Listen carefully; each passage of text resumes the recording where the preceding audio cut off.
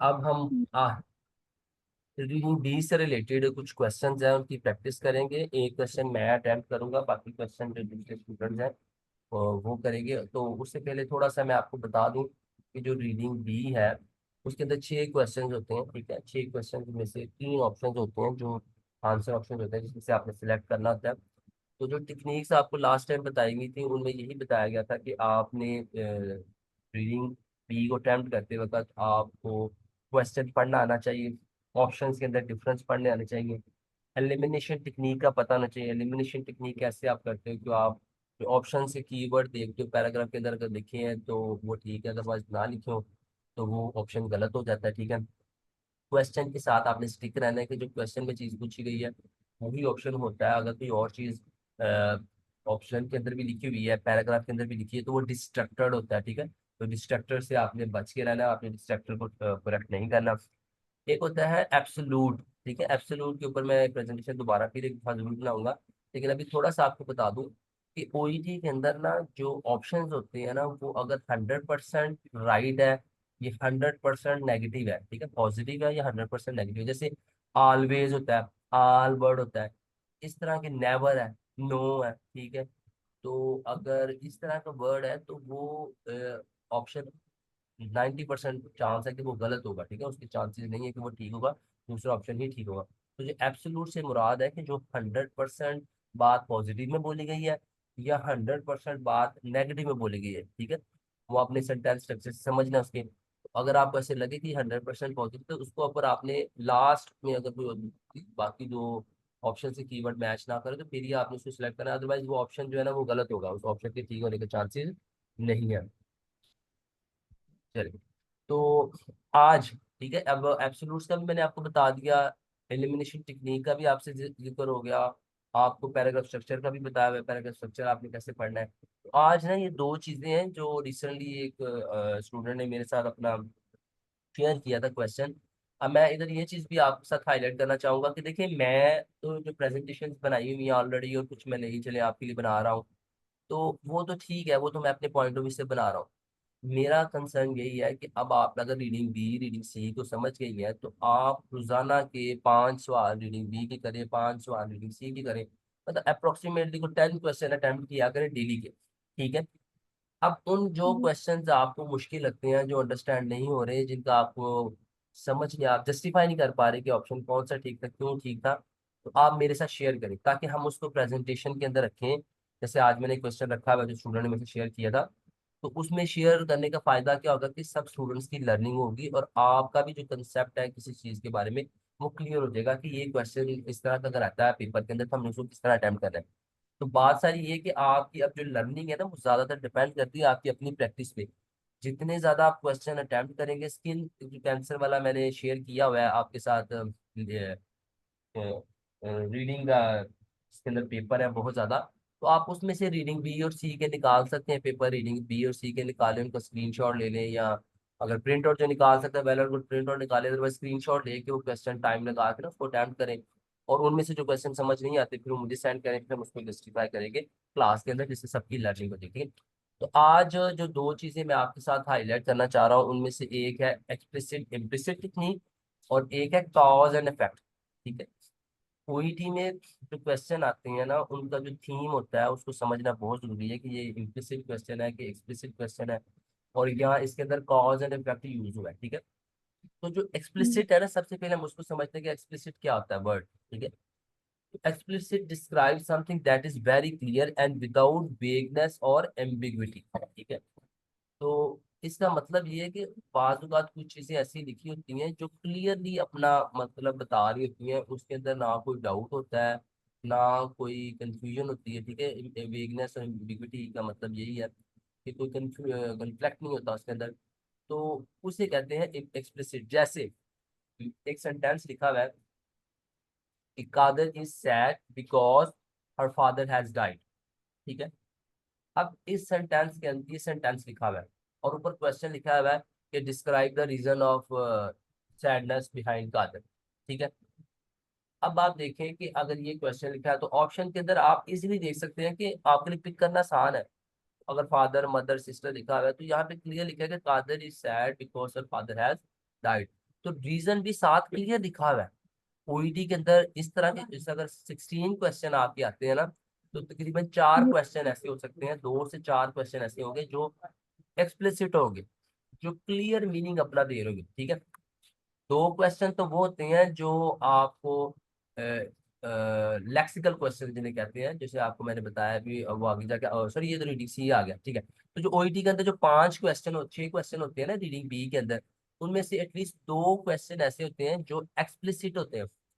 बताने का मकसद ये कि वो क्लियरली अपना मतलब उसके अंदर पैराग्राफ के अंदर आप ढूंढ रहे होते हैं, जहाँ पे जो कॉज दी हुई है, जो रीजन दिया हुआ है, वो क्लियरली मेंशन होता है। आप पढ़ते हो तो आपको पढ़ते सारी समझ आना शुरू हो जाती है कि ये इस चीज के साथ रेफरेंस कर रहा है, इसलिए हम कहते हैं एक्सप्लिसिट क्वेश्चन। कोई क्वेश्चन एक्सप्लिसिट से रिलेटेड कोई बोलने लगा था?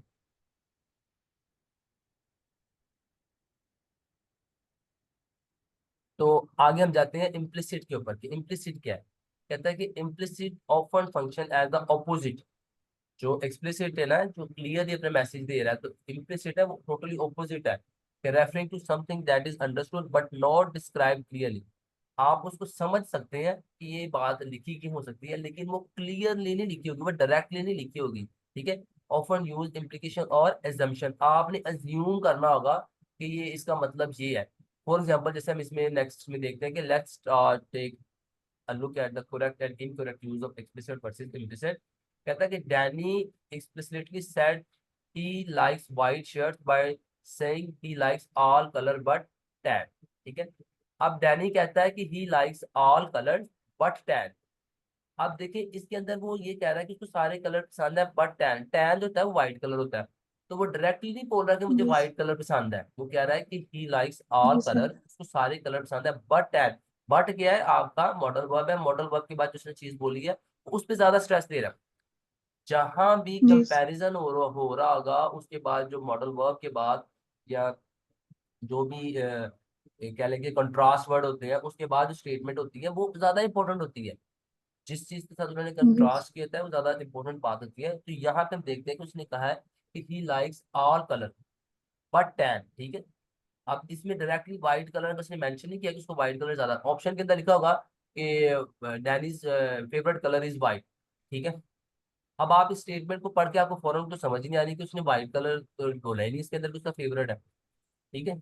लेकिन उसने जी एक्सप्लिसिटली बोला है कि मुझे सारे कलर पसंद है लेकिन टैन मुझे ज्यादा है, बट टैन, टैन के ऊपर से ज्यादा स्ट्रेस दी कि मुझे टैन ज्यादा पसंद है। तो करेक्टली है कि Danny implicit said he likes white shirts by saying he likes all colour but tan.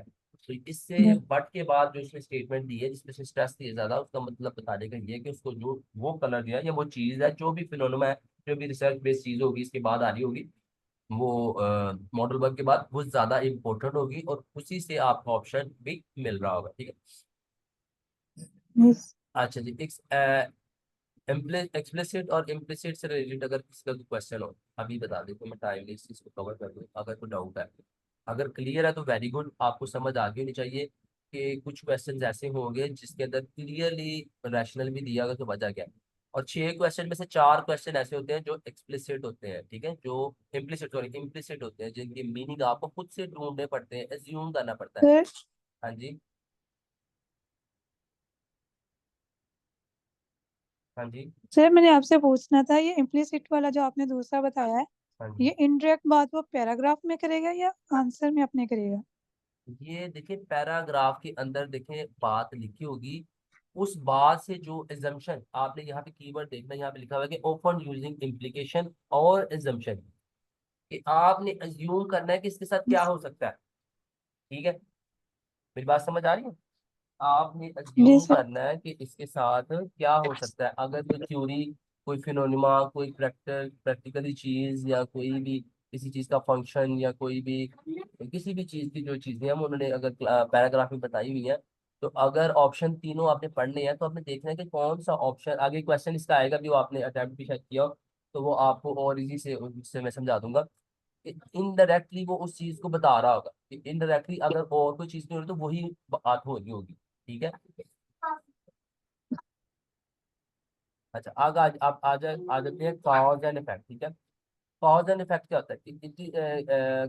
Cause and effect is the relationship between two events और situation where the cause is directly responsible for creating the effect.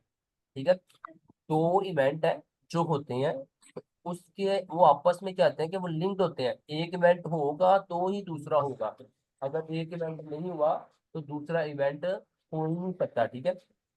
इसका जैसे जी। आप देख सकते हैं कि if someone spills gasoline on their lawn the grass will die. ठीक है। तो अगर कोई गैसोलीन अपनी ग्रास पे फेंकेगा तो तब ही ग्रास डाई होगी। ठीक है। तो इसके अंदर देख सकते हैं जी। कि कॉज क्या है गैसोलीन, और इफेक्ट क्या हुआ है ग्रास विल डाई। अब हो सकता है कि उन्होंने पैराग्राफ के अंदर लिखा हो कि जो भी ग्रास है उसके ऊपर ये चीजें यूज होती है। ठीक है। आंसर जी। लिखा हो कि गैसोलीन के साथ जो है ना वो ग्रास ना डाई हो जाती है। ठीक है। ठीक है। तो ग्रास जी। के इफेक्ट से नीचे लिखे होंगे, आपने लिखा होगा कि ग्रास जो है वो गैसोलीन जो है वो डेंजरस होती है, वो चीज़ों को पहले उसकी डिस्क्रिप्शन बताई होगी गैसोलीन की होती क्या है। तो आगे कहीं भी लिखा होगा कि गैसोलीन जो होती है वो ग्रास पे फेंक जाते हैं तो नुकसान होता है बहुत ज्यादा। ऑप्शन में लिखा होगा कि नुकसान की वजह क्या होती है कि ग्रास विल डाई। मेरी बात समझ रही है। जी। अब आपने ऊपर जी। पढ़ा कि जो गैसोलीन है उसके साथ तो होता है नुकसान, उसके साथ चीजें खराब हो जाती है, खत्म हो जाती है। ग्रास पे जब वो गिरती है तो उसके उसका इफेक्ट नहीं उसके अंदर लिखा हुआ पैराग्राफ के अंदर। जी। ग्रास के ऊपर स्पेसिफिकली उसका इफेक्ट नहीं लिखा होगा, वो इफेक्ट लिखा होगा जवाब के अंदर। तो आपने एज्यूम करना है, आपने अपनी क्रिटिकल थिंकिंग को जो यूज करना है कि अगर गैसोलीन से अगर रिलेटेड क्वेश्चन गैसोलीन आया है और ये गैसोलीन जब पड़ती है किसी भी चीज पे तो उसको खत्म कर देती है, तो ऑब्वियसली जब ग्रास पे गिरेगी तो ग्रास ने क्या किया होगा, जी। खत्म कर दिया। ठीक है। तो इसे कहते हैं कॉज एंड इफेक्ट। इसकी एग्जांपल्स कुछ इफेक्ट। ऐसे हैं जैसे क्वेश्चन के अंदर लिखा होगा कि लाइटनिंग स्ट्रक द ट्री। ठीक है। लाइटनिंग जब ट्री पे पड़ती है ये कॉज है, और इफेक्ट जवाब में लिखा होगा कि ट्री को आग लग गई। जी। ठीक है। जी सर। समझ आ रही है बात की क्वेश्चन के जी सर पैराग्राफ। हाँ जी हाँ जी। हाँ सर, हमने उसका खुद से साइड इफेक्ट क्या होगा आंसर में। हाँ जी हाँ जी, क्या हो सकता है। अब जैसे आप देख सकते हैं कि यहाँ पे क्वेश्चन पैराग्राफ के अंदर लिखा होगा कि लाइटनिंग स्ट्रक द ट्री, और ऑप्शन के अंदर लिखा होगा the tree caught on fire। इसका मतलब है कि कॉज ये थी और इसके साथ इफेक्ट ये हुआ। द ऑडियंस जी। Cheered loudly. ठीक है। ऑडियंस चीयर लाउडली लिखा होगा पैराग्राफ के अंदर, और ऑप्शन लिखा होगा कि ऑडियंस अगर चीयर कर रही है तो उससे क्या होता है कि द बैंड जो बैंड वाला है उसने प्लेड वन मोर सॉन्ग। ठीक है। अब ये देखिए ये अज्यूम किया, जब ऑडियंस चीयर कर रही है तो बैंड वाले ने अज्यूम किया कि इनको एक और सॉन्ग लगा दो। मेरी बात जी। समझ आ रही है। तो ये इस जी तरह सर। के क्वेश्चन होंगे, लाजमी नहीं जिस तरह मैं आपको इजी बता रहा हूँ इतने इजी वे में लिखे होंगे। आपने हर रोज जब 10-10 12-12 क्वेश्चन अटेम्प्ट करने हैं तो आप इस तरह के क्वेश्चन आपके सामने एक से दो आएंगे। ठीक है। तो आपने अपनी क्रिटिकल थिंकिंग को डेवलप करना है, आपने इस चीज को करना है कि इस चीज से क्या अज्यूम हो रहा है, क्वेश्चन के अंदर स्टिक रहना है, क्वेश्चन में चीज के पूछी गई है उसके मुताबिक आपने अज्यूम करना है कि इसके साथ इफेक्ट क्या निकल सकता है। जैसे cat scratches the dog's nose. ठीक है। तो dog needed to go to vent. ठीक है। अब ऑप्शन के अंदर लिखा होगा कि जो डॉग को जो वेटरनरी डॉक्टर होता है उसके पास लेके गए हैं। पैराग्राफ के अंदर ये चीज लिखी भी नहीं होगी, लेकिन पैराग्राफ में ये लिखा होगा कि जो कैट है उसने स्क्रैच किया था डॉग के नोज को। ठीक है। अब आपको मेरी कॉज एंड इफेक्ट की थ्योरी समझ आ गई। सब क्लियर हो चलो दैट गुड। गया। अब ये जो कंफ्यूजन है, ये जो इम्प्लिसिट और एक्सप्लिसिट वाली बात मैंने आपके सामने रखी है, दोनों को रैशनलाइज किया है ऑप्शन दे के, ये आप अब ये ना समझे कि मैंने आपको बता दिया तो बस आप मास्टर हो जाओगे इसमें। इसमें ऐसे मास्टर नहीं होते। लिटरली मैं आपको अपना बताऊं कि जब मैंने ओईटी की तैयारी की थी तो मैंने कोई एक महीने के अंदर 400-500 क्वेश्चन अटेम्प्ट किए होंगे। तो आप लोगों को जो भी ओईटी करे, मैं आपको मोटिवेट इसलिए ये कर रहा हूँ चीजें, देखिए आप जब तक प्रैक्टिस नहीं करेंगे आप आपके कंसेप्ट और आपकी जो वो कह लेंगे हर चीज के साथ है ना। देखिए नर्सिंग के अंदर जितने भी प्रोसीजर है, आप जब तक वो बार बार करते नहीं है, कैनुलेशन एनजी हर चीज जो भी है, मेडिकेशन आईवी जो भी हम देते हैं, तो किसी भी ड्रग को जब आप बार बार देते हो तो आपको ऑटोमेटिकली उस ड्रग का नाम याद रह जाता है, वो किसी बीमारी के लिए देते हो। अब एक ड्रग है, जैसे वो पेशेंट सैलेंडमली आपके पास आया हार्ट का, जिसको ठीक है हार्ट अटैक हुआ, तो उसको कोई स्पेसिफिक ड्रग दी गई है। अब 6 महीने में कोई और पेशेंट आया नहीं है। इमेजिन करें कि अगर आप उस ड्रग को याद करेंगे तो आपको याद होगी जल्दी से, मतलब ना सर। याद आ सकती है, लेकिन आपको फौरन उसका नाम प्रोनाउंस करने में प्रॉब्लम होगी, उसकी डोज कंफर्म करने में, क्योंकि आप डेली वो डोज देते नहीं उसकी, आप डेली उसको उसको पढ़ते नहीं बोलते नहीं हो। तो वो आपको याद नहीं रहेगी। इसी तरह यही है कि जब आप ये चीजें सीख रहे हैं कि कॉज एंड इफेक्ट सीख रहे हैं, इम्प्लिसिट सीख रहे हैं, एब्सोल्यूट सीख रहे हैं, डिस्ट्रक्टर्स के बारे में सीख रहे हैं, पैराग्राफ स्ट्रक्चर के बारे में सीख रहे हैं, तो ये सारी चीजें जब आप हर रोज 10-10 क्वेश्चन अटेम्प्ट करेंगे, जैसे मैं आपको बता रहा हूँ प्लीज, तभी आपको जो है ना आपके कंसेप्ट और आपकी सारी चीजें जो है कंफ्यूजन क्लियर हो जाएंगी और आप परफेक्ट हो जाएंगे। जी। ठीक हो गया। अब ये कुछ 5 टिप्स है आपके लिए कि टाइम जो है ना, टाइम सबसे बड़ा आपका दुश्मन है। टाइम को आपने हराना है, और टाइम को कैसे हराएंगे, जब आप आपकी प्रैक्टिस करेंगे, आपकी स्पीड होगी, जितनी ज्यादा अच्छी स्पीड आपकी होगी रीडिंग करने के अंदर, उतनी जल्दी आप टाइम को हरा सकेंगे। Guessing is not a gas work, ठीक है। ओईटी के अंदर गैसिंग नहीं चलती। जैसे कुछ लोग होते हैं ना, मैं अपना आपको बताता हूँ, 2016 में ना मैंने आईएलटीएस दिया था, तो मुझे ना कुछ टीचर्स ने नहीं, कुछ कलीग्स ने गाइड कर दिया कि यार ये पैराग्राफ है ना, तो पैराग्राफ के अंदर यहाँ जवाब लिखा था, तो इसको पढ़ के ना जवाब लिखा था मैं। ठीक है, ये स्टेटमेंट्स को पढ़ के ना, इधर से पढ़ के जवाब। तो ये क्या था, गैसिंग वाला काम, कि आपने गैस करना है इधर से पढ़ के क्या जवाब हो सकता है। तो गैसिंग नहीं जी। करनी है आप लोगों ने भी ओईटी के अंदर, कि आपको जैसे कुछ बता दिया गया, मॉडल वर्क का बता दिया गया, जैसे आपको उसका एब्सोल्यूट का बता दिया गया, तो इस तरह की चीजों पे रिलाई करके आपने गैसिंग नहीं करनी। मेन इसका जो थ्योरी है वो क्या है कि आपने पैराग्राफ स्ट्रक्चर को समझना है कि पैराग्राफ में ओवरऑल बात तो की गई। जितनी ज्यादा रीडिंग आप पैराग्राफ की करेंगे, आप पैराग्राफ को समझ लेंगे, पैराग्राफ के शुरू में बात क्या करता है, सेंटर में बात क्या की है, लास्ट में क्या बात की है। तो फिर जब आप ऑप्शंस को पढ़ते हैं तो आपको अपने कीवर्ड्स मैच करना आसान होगा, और आप एक्यूरेट जवाब जल्दी ढूंढ लिया करेंगे। ठीक है। प्रैक्टिस स्मार्टर जी। Not harder. अब प्रैक्टिस स्मार्टर क्या है कि कुछ लोग करते हैं कि रोजाना का जो एक टेस्ट करना है, उसको स्टडी नहीं करना कि वो टेस्ट करने के बाद उनका रिजल्ट क्या निकला है, उनको एवेल्युएट नहीं करना कि क्या मिस्टेक्स थी, कौन सी वजह से मैंने जवाब गलत सिलेक्ट कर रही थी। ये होता है प्रैक्टिस स्मार्टर, कि आप रोजाना के 4 क्वेश्चन करें एटलीस्ट बेशक, लेकिन उन चारों क्वेश्चन को बाद में क्रॉस चेक करें, उसकी डायसेक्शन करें कि जवाब ये ठीक था तो वो क्यों ठीक था, उसको रैशनलाइज करना। तो बहुत सारे स्टूडेंट्स ये जो कर रहे हैं उनको खुद फील हो रहा होगा कि उनका कॉन्फिडेंस बिल्डअप हो रहा है। वो जब 10-12 क्वेश्चन के बाद 13वां क्वेश्चन कर रहे थे, तो ऑटोमेटिकली उनको पता था कि जवाब जो है अगर वो ठीक है तो इस वजह से ठीक है। उनको दोबारा पढ़ना नहीं पड़ता, एक ही दफा पढ़ते सारी वो गैस कर लेते हैं कि जवाब इसलिए ठीक है। ठीक है। शुरू शुरू में जब आप जी। पैराग्राफ को पढ़ते हैं तो आप बेशक आंसर आपका ठीक होता है, लेकिन आपको पता नहीं चलता कि आपने आंसर ठीक लिखा था तो क्यों ठीक था। ठीक है। तो जो आपने जी। अपनी स्किल डेवलप करनी है वो ये डेवलप करनी है कि जब आप पैराग्राफ स्ट्रक्चर को डायसेक्शन कर रहे हो तो आपको पता हो कि ये जवाब क्यों ठीक है। Prepare do not procrastinate. Prepare do not procrastinate का मतलब ये है कि आप लोग तैयारी करो, दिखावा, इसे का दिखावा ना करो कि मतलब रोजाना 1 घंटा 2 घंटा पढ़ने बैठे हुए हो, बुक सामने पड़ी हुई है, क्वेश्चन हल कर रहे हो, लेकिन समझ नहीं आ रही कर क्या रहे हो, और बस टाइम जी मैं रोजाना 2 घंटे वही पढ़ती हूँ, रोजाना 3 घंटे में उल्टी पढ़ी, तो उसका रिजल्ट नहीं निकलना। प्रिपेयर का मतलब है कि आप जितनी ज्यादा आप उसको पढ़ रहे हो, आपको समझ आ रही हो, आप उसको डीपली इन्वॉल्व हो उसके अंदर। ठीक है। और उसके बाद टेस्ट करो अपने आप को। ठीक है। जब आप अपने आप को टेस्ट करते हो, एवेलुएट एवेलुएट करवाते हो, क्वेश्चन को अटेम्प्ट करते हो, तब आपको पता चलता है कि आप कितने परसेंट शिक्षक की और कौन कौन से चीजों पे आपको इम्प्रूवमेंट की जरूरत है। ठीक है। तो ये एक क्वेश्चन था, ठीक है, जो मैं आपके सामने भी पढ़ के ना आपको बता देता हूँ कि इफ, हाँ जी, सबसे पहले हम क्वेश्चन,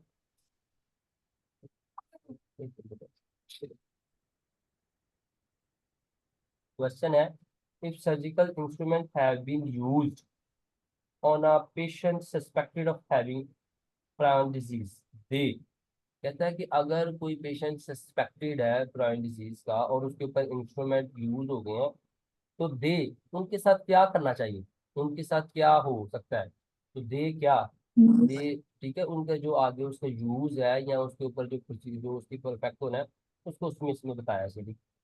तो हम अब ऑप्शंस पढ़ते हैं, तो ऑप्शंस के अंदर क्या, must be routinely destroyed as they can not be reuse, reuse sorry. तो वो कह रहा है कि अगर वो मस्ट बी डिस्ट्रॉयड, और क्योंकि उन्होंने अगर रीयूज नहीं होना। ठीक है। मे बी यूज ऑन जी। Other patients providing provided the condition has been ruled out. Other patient पे आप यूज कर सकते हैं जब उसकी जो प्रायन की सस्पेक्शन है, सस्पेक्ट लिखा हुआ है, तो जो उसकी सस्पेक्शन जी। रीजन है अगर वो रूल आउट हो भी है, तो हम उसको जो है ना किसी और पेशेंट पे भी यूज कर सकते हैं। कहता है should be decontaminated in a particular way before use with other patient. ठीक है।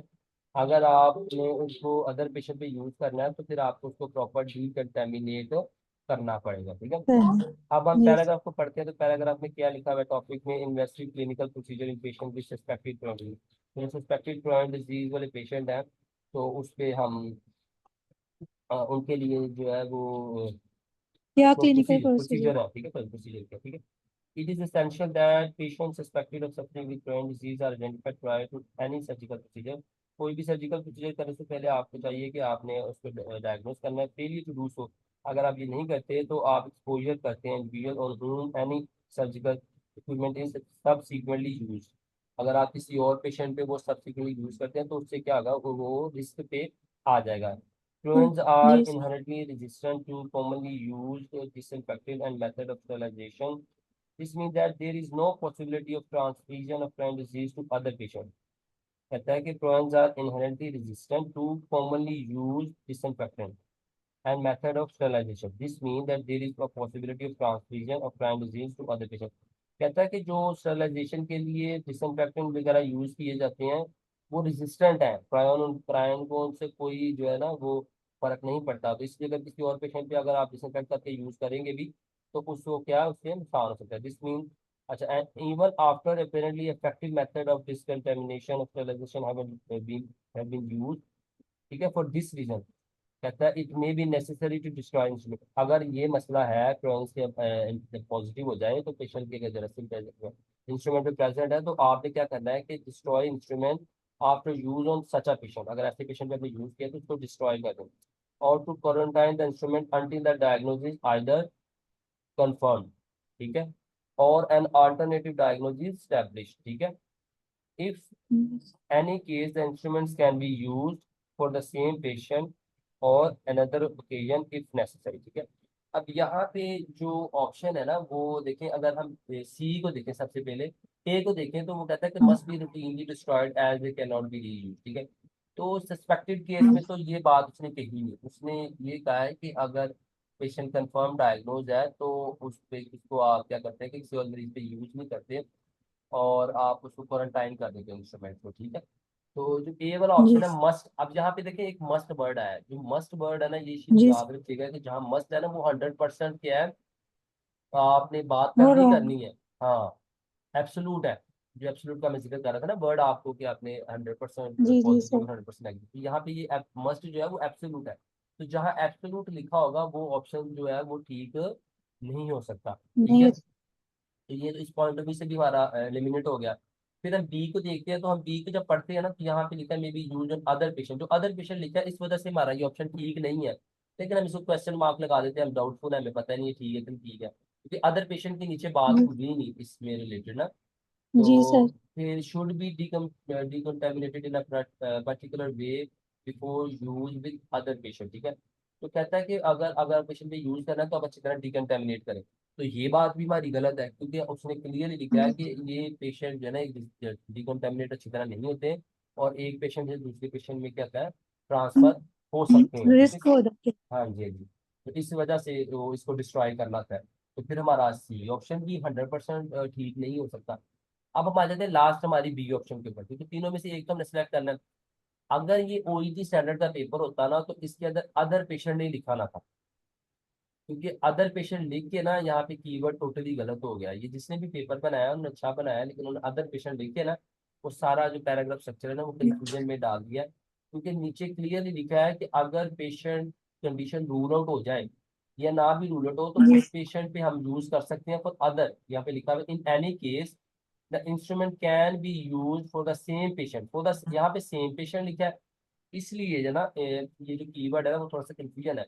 लेकिन अगर ओईटी के अंदर आपको इस तरह का पेपर आ जाए तो जो मस्ट वाला है वो तो 100% गलत है, और शुड बी डिकंटामिनेटेड जी इन अदर वे तो वो भी नहीं है। अब अगर हम इसको कॉज एंड इफेक्ट की तरह देखें तो कॉज एंड इफेक्ट की तरह अगर हम देखते हैं इसको तो ऑब्वियसली क्या आता है कि जब कोई चीज रूल आउट हो जाती है कि ये बीमारी नहीं है, फॉर एग्जाम्पल अगर आप पेशेंट एक टीबी का पेशेंट सस्पेक्टेड आपके पास पड़ा हुआ है, तो जब वो रूल आउट हो जाए, क्योंकि यहाँ पे कीवर्ड लिखा हुआ है कि the condition has been ruled out, ठीक है, हाँ उसको फाइनल हो गया हुआ है कि ये इसको प्राइम नहीं है। तो फिर क्या होगा कि फिर हम उस पेशेंट को इंस्ट्रूमेंट स्टरलाइज करके किसी और पे यूज कर सकते हैं। ये तो हर किसी को, आपको कॉमनली चीज है ना, आपको पता है कि अगर एक टीबी वाला जी सर। पेशेंट है हमने इसको आइसोलेट में डाल दिया लेकिन कल को पता चलता है उसको टीबी नहीं है, तो जो उसका सेकंड बेड होता है उसी रूम का, तो नेक्स्ट डे क्या होता है वो अलाउट हो जाता है कि आप इधर कोई और पेशेंट डाल सकते हैं। ऐसे ही होता है कि नहीं जी होता, सर। ऐसे ही होता है ना, जी सर। जब रूल आउट हो जाता है। जी तो इसी तरह इंस्ट्रूमेंट का भी यही है कि जो जो बाकी दो ऑप्शन है वो तो टोटली मैच नहीं ना करे पैराग्राफ के अंदर। अगर इस इंस्ट्रूमेंट को हम कॉज एंड इफेक्ट से देखें कि जी भाई अगर एक चीज रूल आउट हो जाए तो उसके बाद उसका क्या हो सकता है, उस इंस्ट्रूमेंट को हम क्या कर सकते हैं, उस जी इंस्ट्रूमेंट सर, वो को हम दूसरे पे। यूज हो सकता है। तो इस तरह ये क्वेश्चन जो था ना, बी ऑप्शन इसको ज्यादातर मैच कर रहा था। आपने जो मेन चीज देखनी है कि आपके जो कीवर्ड्स हैं, स्पेशली जो आपके कीवर्ड्स हैं, अगर दूसरे कीवर्ड्स टोटली मैच नहीं कर रहे, ऑपोजिट बात है, क्योंकि ये जो ना should be decontaminated in a particular way before use with other patient, ये तो टोटली मैच नहीं ना है, उसमें तो उसने टोटली ऑपोजिट बात कर दी ना। वहां पे वो कह रहा है कि डिकंटामिनेशन से कोई फर्क ही नहीं पड़ता, यहाँ पे कह रहा है कि डिकंटामिनेशन करके आप अदर पेशेंट पे यूज कर सकते हो। तो ये भी हमारा टोटली ऑपोजिट बात है, तो गलत है। ए वाला भी must be routinely destroy, routinely तो डिस्ट्रॉय करते ही नहीं है आप, जब तक सस्पेक्टेड केस हो ना तो आपने क्वारंटाइन करके रखना है उसको, ठीक है, आपने उसको जी क्वारंटाइन करके रखना है अनटिल के पेशेंट की जो डिजीज है वो फाइनल, तो रूटीनली डिस्ट्रॉय नहीं करते। तो ये भी हमारा मिसमैच होगा। तो लास्ट में अगर कॉज एंड इफेक्ट के रिलेटेड से हम देखें तो हमारे बी जो है वो मैच कर रहा है। ओके, चलिए अब ये जी एक, सर, अब क्लियर हो गया है। हाँ चले ठीक है, कॉज एंड इफेक्ट को जब आप समझ लेंगे ना अच्छी तरीके से, और इस तरह के क्वेश्चन आपके चार पांच आपके सामने से गुजरेंगे, तो फिर अब मैं कोई एक स्टूडेंट सेलेक्ट करता हूँ, उस स्टूडेंट ने ये क्वेश्चन एक करना है हमारे साथ, और बाकियों को माइक में बंद कर रहा हूँ। और चले सिस्टर, सिस्टर फौजिया आप इसको अटेम्प्ट करें।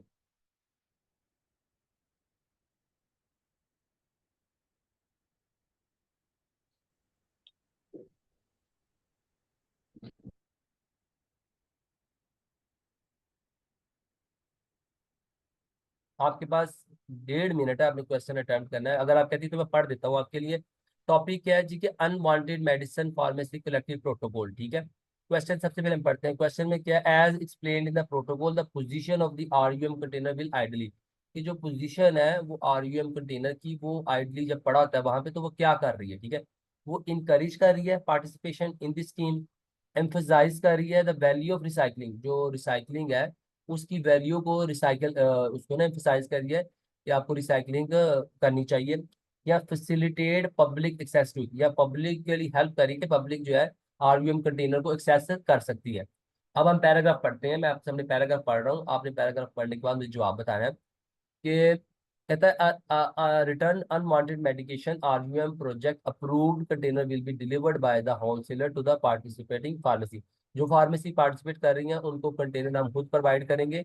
The container is to kept in a section of the dispensary or in a room or enclosed in the pharmacy to which the public does not have access, कि pharmacy की किसी ऐसी जगह में वहां पड़े होने चाहिए जहां पे पब्लिक उस चीज को एक्सेस ना कर सके, पब्लिक की पहुंच से दूर रखने आपने। द कंटेनर में be placed in a visible position, जहाँ पे सबको नजर आ रहे हो, ऐसी जगह पे पड़ना चाहिए जहाँ पे सबको नजर भी आ रहे हो, but out of reach of the public, और पब्लिक की रीच में पर नहीं होने चाहिए। As this will reinforce the message that unwanted prescription drugs can be returned to the pharmacy and that the return medicine will not be recycled। कहता है कि इस चीज से ये चीज पता चल रही है कि आपको मैसेज मिलेगा कि आप अनवांटेड मेडिसिन को ज्यादा से ज्यादा हमारे पास लेके आए, और हम आपको ये चीज इंश्योर करवा रहे हैं कि जो अनवांटेड मेडिसिन है वो रिसाइकल्ड नहीं होगी, उसको हम रिसाइकल्ड नहीं करेंगे। कहता है needles other sharps and liquid cytotoxic drug should not be placed in the container, जो इस तरह की शार्प्स हैं लिक्विड है इनको आपने कंटेनर के अंदर नहीं डालना, but in one specific design for such waste है, इन चीजों के लिए अलग बॉक्स कोई डिजाइन होगा, आपने उसके अंदर इसको डालना है। अब आपने पैराग्राफ को पढ़ लिया, आपको ऑप्शन आपने सिलेक्ट करना है, तो आप कौन सा करेंगे, मैंने आपको पैराग्राफ पढ़ के समझा भी दी, पैराग्राफ में बताया क्या गया, आपके ख्याल से कौन सा ऑप्शन ठीक है।